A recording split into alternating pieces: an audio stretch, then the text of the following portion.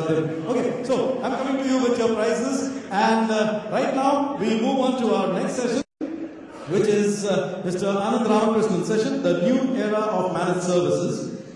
Anand has been in IT for more than 15 years, covering a variety of businesses and geographies. At HCL Infosystems, Anand is responsible for the IMS, Cloud and Microsoft business. Anand has been a recognized speaker in the industry, addressing various forums, and his views have been published in many leading dailies and magazines. He has also been an expert panel for NASSCOM during their study on ICT adoption in India manufacturing SMEs. Ladies and gentlemen, please get your hands together for Mr. Anand Ramakrishnan.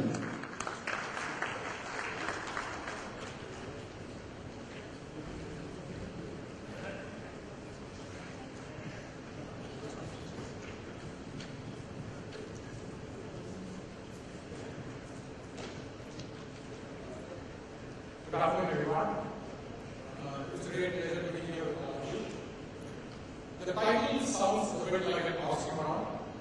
What's so new about managed services? I mean, we've been doing managed services for so many years, and it's all about just infrastructure management, application management. So what's new here about managed services?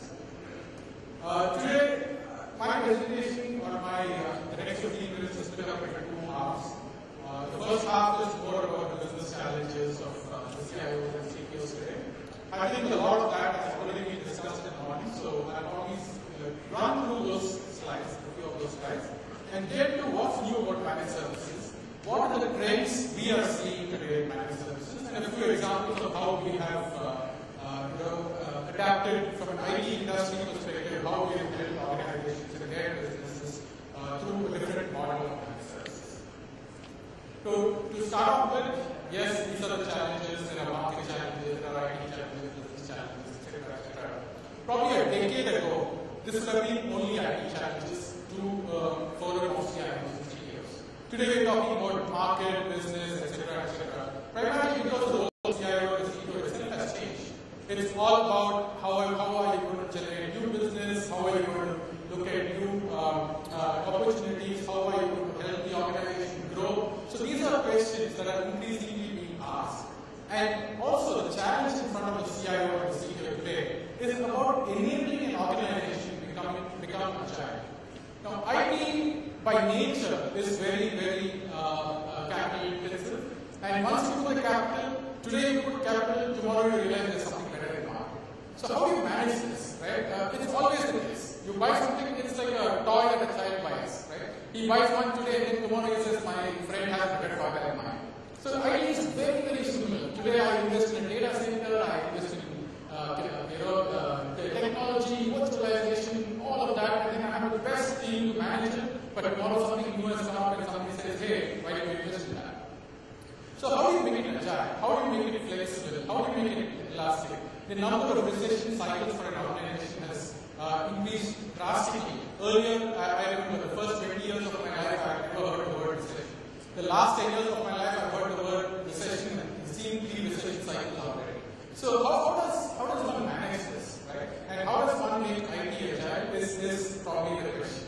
Now, one is from an investment perspective, the other is from a managed services perspective. So how does one bring in the same elasticity to management of IT, not just restricted to investments in IT?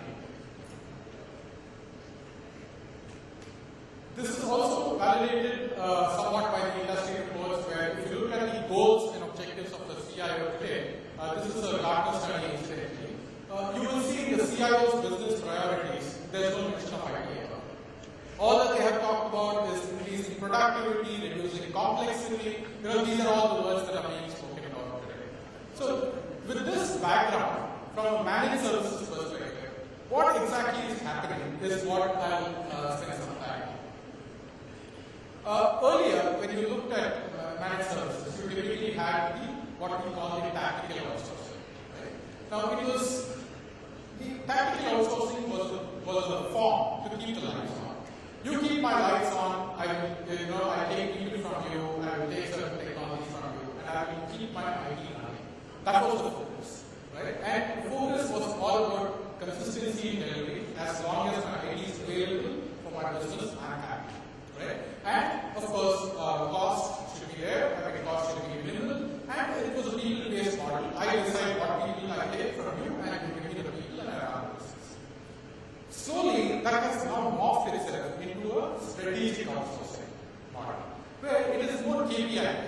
right? Banks are talking to us saying, how do you deliver a branch for me? If I open a new branch today, or if I want to set up an ATM today, my SLA is 10 days, or 20 days, or 30 days. I get my lease for a particular branch, within 30 days, deliver a branch. Right? So that's the SLA. Nobody is talking about, I want to do networking, I want you to buy desktops, I want to put only desktops, etc. This is the capacity of the branch. These are the number of people. This is the quantum of business I can do from this branch. How quickly can you set it up for me? So now that's managed services today. Right? That's what people are talking about. The setup and run of a business API and not just of an IT setup. Business-led IT transformation, for example, mobility has added a new dimension to IT completely. So everyone is talking about how does mobility help, how does mobility work, and can you reduce the order cycle through mobility. The courier companies were excellent examples where today you sign, you do everything on mobile devices once you receive the consignment, and you can actually track the consignment through and through. So it's all about how IT is enabling an order fulfillment cycle. It's all about how IT is managing an order fulfillment cycle. Value-based delivery. Again, one prime example of how we do it in managed services is managed print services. So hitherto, most organizations looked at buying a printer, putting people behind a printer, getting consumables, managing things like ink over that, over this, over, etc., etc. But today, what organizations are saying is, you take over my print service completely, right? And I will be per paper or per sheet printed X amount, which could include anything and everything. You bring the model of the printer, you put the number of people you want to. This is my SLA. This is the uptime that I need. You go ahead and do it. So this is all about managing efficiency within the organization and not just about cost management. And of course, business value-based models where there are multiple examples of transaction-based pricing, particularly in today's cloud, in terms of how do you build a model where the cloud service provider charges an organization purely based on the number of transactions that flows through that system, or purely through the number of transactions that flows through that infrastructure. So the cloud has made this very, very possible. Now, organizations are also talking about transaction-based system even for on-premise models. So there's also a managed starting story of on-premise and cloud, and most organizations are looking at this as a viable model. So what this is doing, all of these, is basically saying now it's no longer about me keeping IT at the forefront. It is about IT being relevant, absolutely yes. CTO, CIO being relevant, absolutely yes. But all of us are working towards a business enablement, and we are not talking just IT anymore. So we are not talking about the kind of the make and model of the printer. We are not talking about how many people it takes to manage the printer. We are talking about how many pages can you print, and how quickly can you print, how well can you print, so that my business or my invoicing process is not affected. Right? So that's the difference in the conversation today, which is a live example. So we've actually done this for a telecom major in the Middle East, where we're offering only managed print services, and that's a big headache off the customer's shoulders, because he says, just run these buildings and run these printers for me. I don't care what model of printer you bring. I don't care what consumable you bring in. I don't care how much of ink your printer uses, and so on and so forth. So, it's all of these that I've given as examples are all live running cases of services.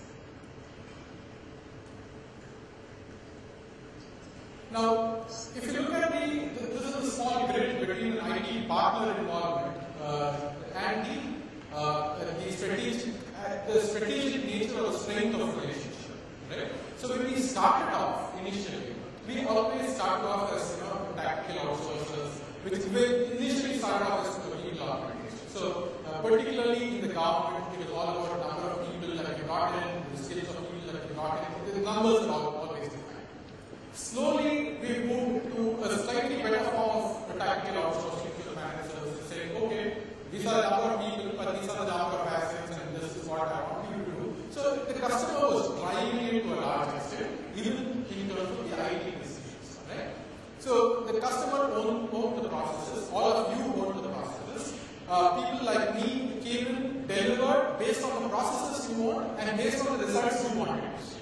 Right? And based on the IT results and not so much the business results.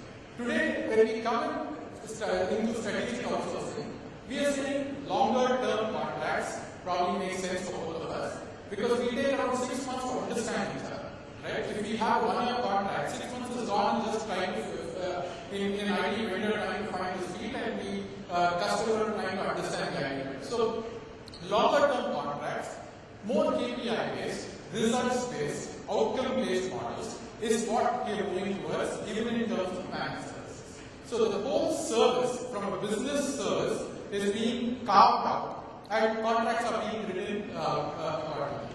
Now, what is the imperative on an IT partner? The IT partner should have a very strong governance framework.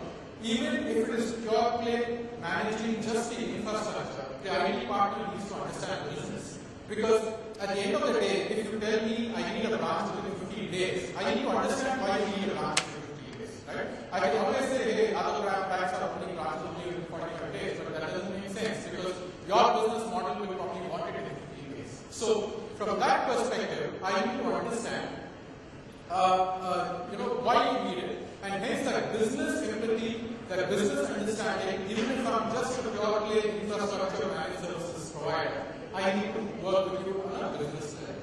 And that's what's happening. And today it's all about IT partnership. It's less about vendor customer relationship. It's more to do with how we partner together over the longer term and how we achieve the common goal that you have set for yourself from a business perspective. And of course, if you are doing this, a lot of it will also have to change from in the commercial model. Because all of this is nice to hear, nice to see from a slide perspective. But how does it change commercially? Because at the end of the day, it's all about money changing hands. So how does that happen? The commercial model, particularly for people deployment model, was essentially about cost of person and the margin. Right? That's where fundamentally it began. Where you have people deployment-based model. I put 10 people, so much is the margin, go and go, you pay so much. So at that time, the IT partner was more an aggregator of people rather than a solution provider. Slowly, it morphed itself into a solution provider, where it became a fixed price model. Where I told my customers, which is you, that leave the number of people to me, give me the SLAs, give me the service windows, and I will manage it based on what I think is necessary. If I don't manage it, penalize it. Right? So that's the model we got into, which was the fixed price model. And that's the model today, which is highly prevalent in India as well, where you have the SLA-based pricing with penalties, etc. That's an accepted model today.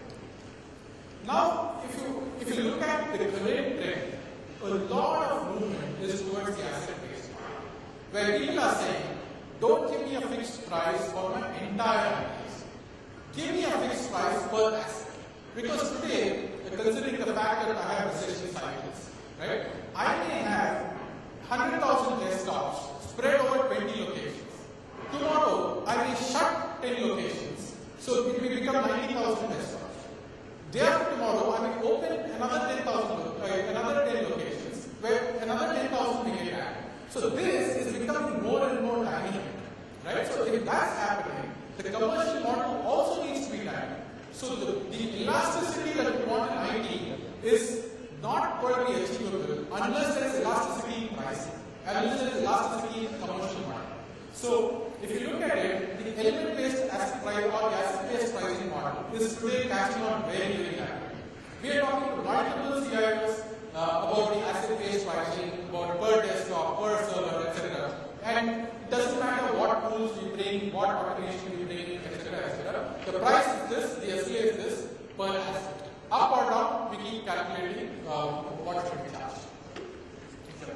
And of course, the last one is, that's the model that I think we will eventually move towards, which will be the HL model. So if you're talking about outcome-based pricing, and if you're talking about IT helping businesses, I think somewhere we will start seeing conversations about saying that this is my baseline for this particular revenue base. You help me grow my revenues by this much. Let's say a new branch, you open it in these these many days, the revenue that I get, let's say 30 days is my branch opening time today, you reduce it to 15 days. So the 15 days incremental revenue that I get, I will share it. Right? So those are again conversations that we are seeing from a managed services perspective with multiple CIOs and CTOs where there is a lot of discussion about gain share because it's a partnership model. So the commercial modeling of managed services is certainly moving towards a partnership model, towards a gain share model. Although today I would think a lot of us are talking or having conversations around the asset-based pricing. Just a couple of examples. This was for one of the hospitals in India. It's a leading hospital chain. So the entire thing is on a per usage-based model. So per user, the entire service, including the hospital information system, the infrastructure, the managed services, everything is on a per user-based model. So this is a prime example. Here we reduced the CapEx topics by almost 40%. The second one was management services, which I was talking about. This is for an insurance company. We have done this for telecom companies and other companies as well. So this is another example of what we have done from managed services. So all of these are, how managed services is moving today, and I think more or less within the next maybe a year or maybe 2 to 3 years, we will all be thinking along these lines, and we will probably all be executing contracts along these lines. So this is what I had to share. Thank you. Thank you very much, Anand. Ladies and gentlemen, we would request Mr. Abraham Ahmed, Group Editor, Cyber Media, to please join us on stage to hand over a memento. Ramakrishnan. Ladies and gentlemen, Mr. Anand Ramakrishnan. Thank you.